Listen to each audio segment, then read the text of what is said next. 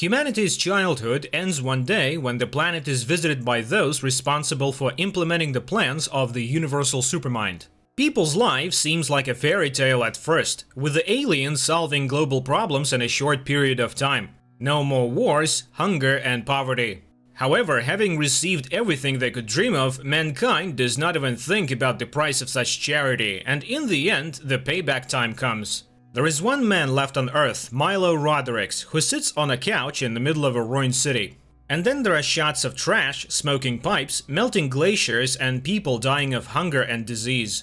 New York City, 2016. A kid in a wheelchair, Milo, draws spaceships.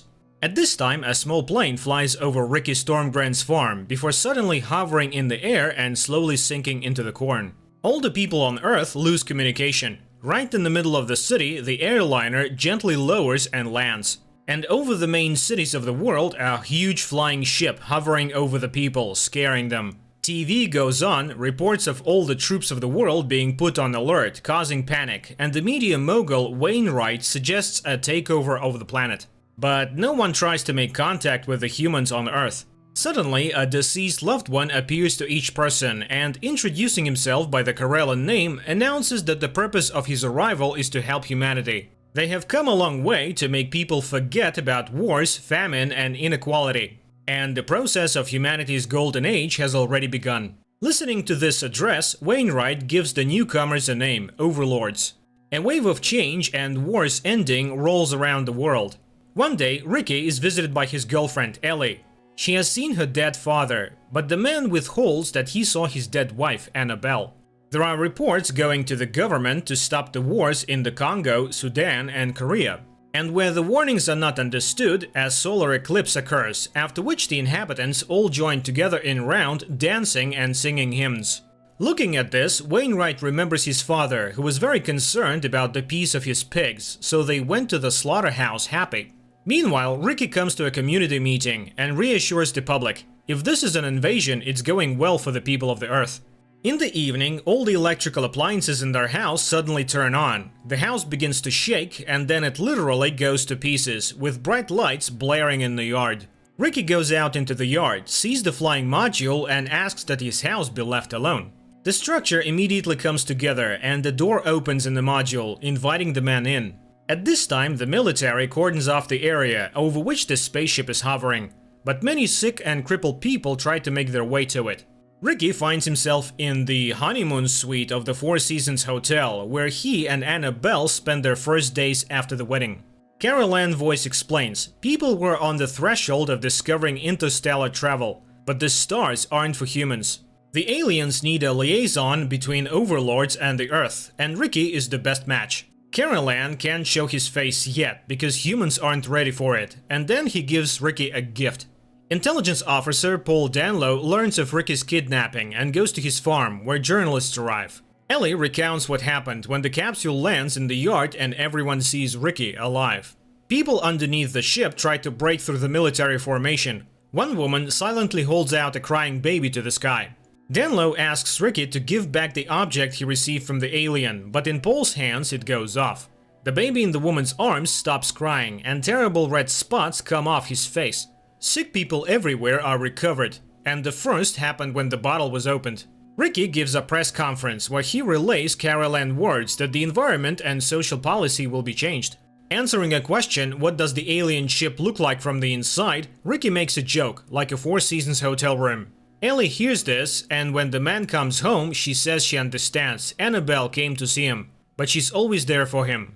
Meanwhile, Wainwright concludes that this is an invasion. The alien again refuses to show himself. The people will not accept him, although they have already begun to feel each other's pain.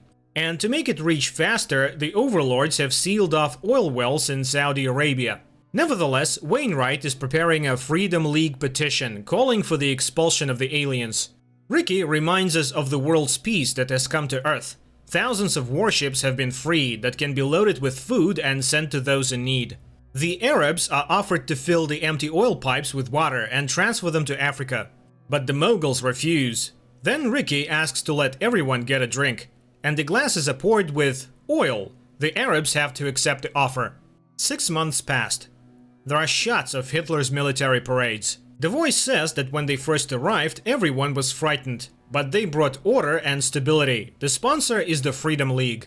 Milo's mother is proud of his son. He wrote an essay about overlords and got a scholarship for it.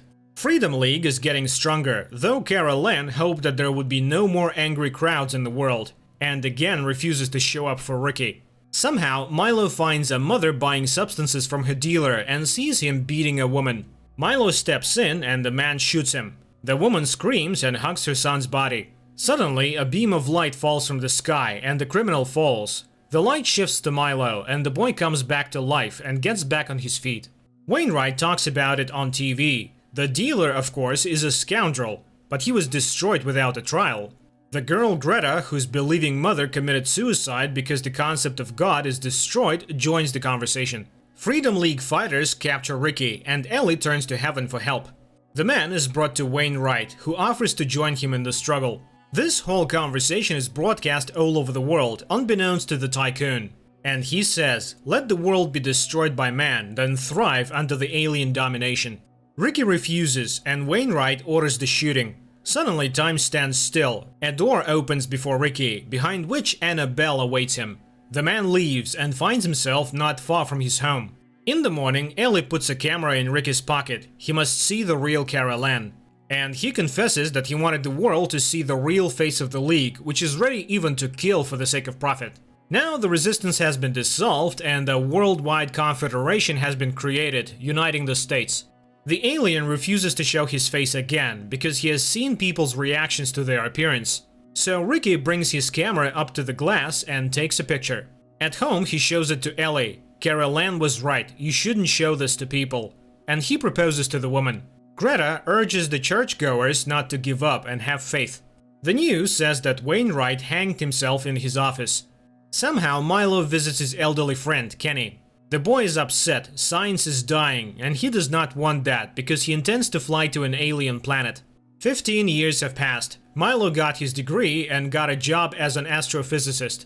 Mom stopped drinking and got younger. It happened to everyone though. Earth was reborn and is now waiting to meet her guardian angels. Kenny, instead of the old car, moved into a roadhouse. However, he can live anywhere.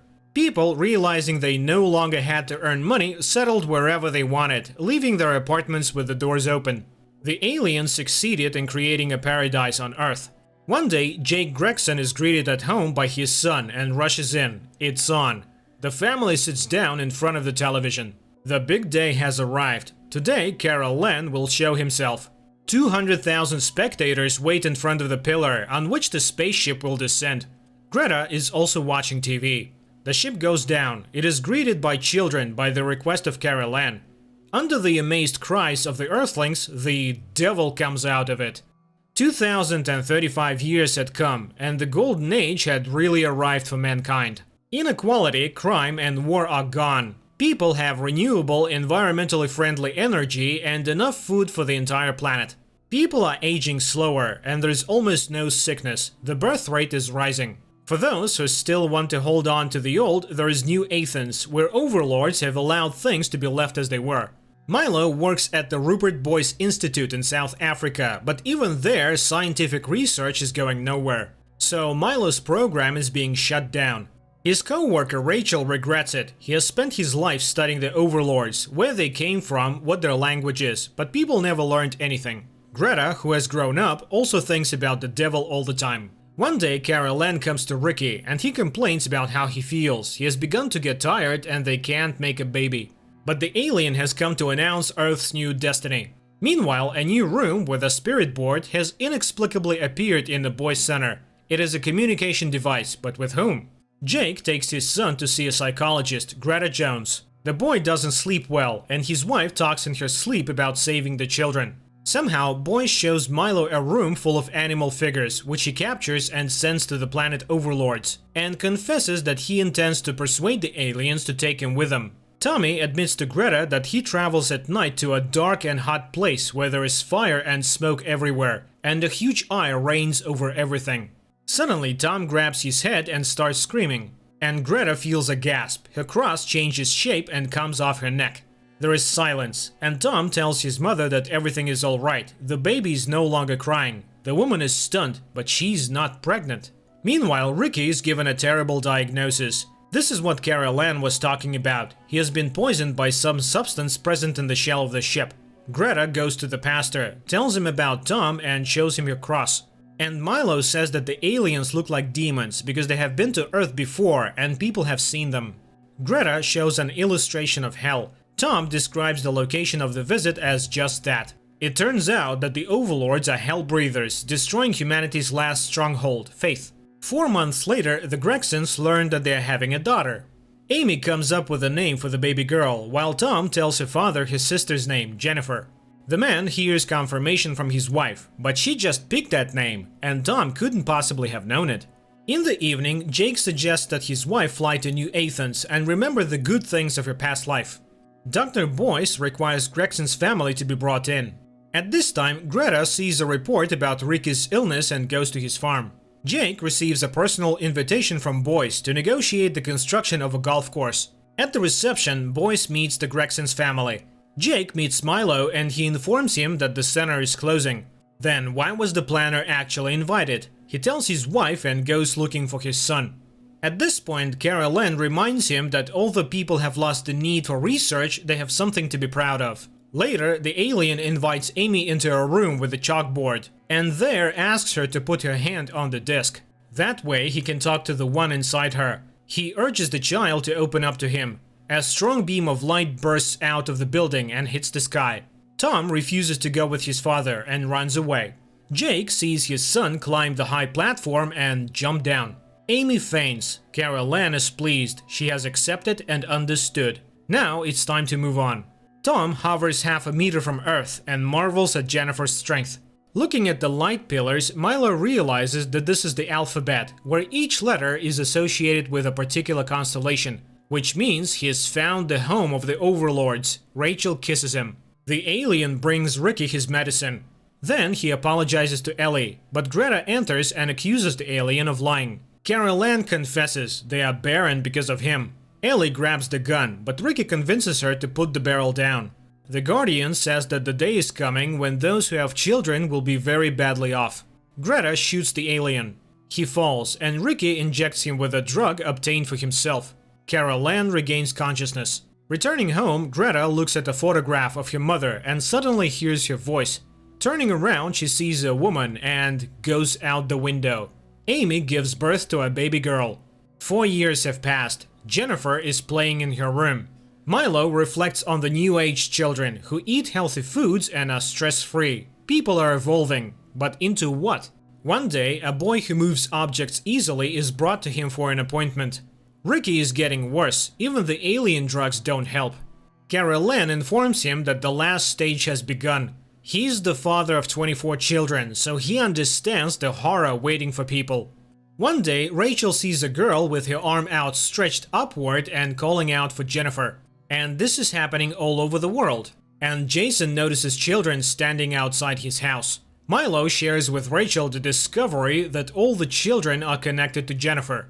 Tom reveals that his little sister takes him to different worlds, even to places the overlords have never been to.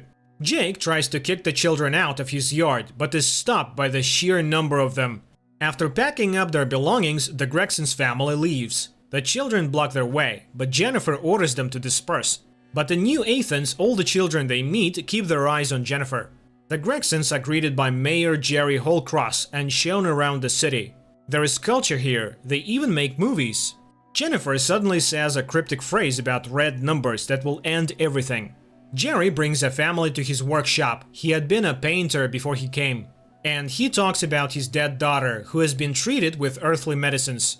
Meanwhile, Ellie makes a collage of photos from before the Advent. She and Ricky had a pretty good life. Amy lets Milo talk to Jennifer. He is convinced the girl is the conduit of power to which everything in the world is drawn, and asks to look in the mirror. She shows him a picture of a fiery mountain, and the mirror shatters. Milo is convinced he needs to go to the Overlord's planet to prevent Earth's destruction, and asks Rachel to send him along with the animals. She asks Milo not to leave, but he has calculated everything. It will take only 100 days to do everything. The girl recalculates. At space speed, that's 80 years. Ricky is getting worse. He's in pain and calls for Annabelle. Ellie responds to her name. Rachel and Milo are testing animal carrier bags. The man shows the drugs he takes with him: adrenaline, steroids, and vitamins. She then packs Milo in a squid bag. He asks her, if he does not return, to go to the orbital station and lie in anabiosis.